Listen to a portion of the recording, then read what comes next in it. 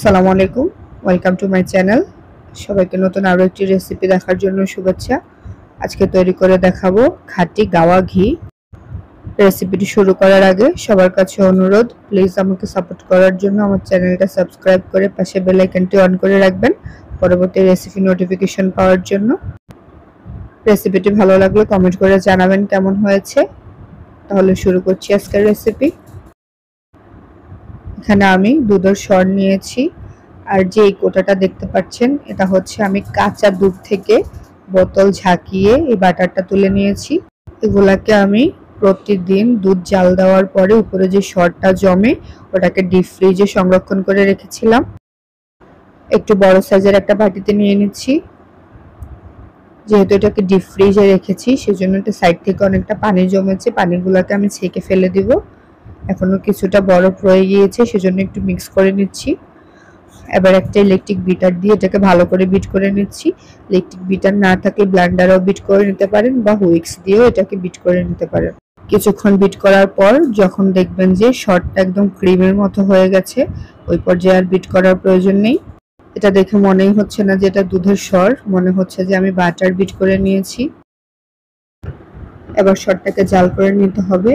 এটা হচ্ছে আমি বোতল ঝাঁকিয়ে যে বাটারটা তুলে নিয়েছিলাম ওটাকে বিট করার প্রয়োজন নেই, ওটা এমনিতেই পিওর বাটার। সরগুলা বিট করে রেখেছিলাম ওগুলা দিয়ে দিচ্ছি।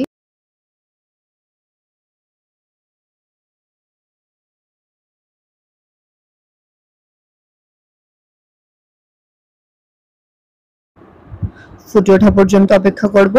আমি যে পাতিলটাতে নিয়েছি পাতিলটা একটু ছোট হয়ে গিয়েছে, এজন্য আমি আরেকটা পাতিলে নিয়ে নিব। যেহেতু এটাতে দুধের মতো উপরে ফেনা ক্রিয়েট হয় সেহেতু আপনারা চেষ্টা করবেন একটু বড় সাইজের পাতিলে নেওয়ার জন্য। তো আমি এটাকে খুব ভালো করে জাল করে নিচ্ছি, প্রায় 10 মিনিট মতো এটাকে জাল দিয়েছি।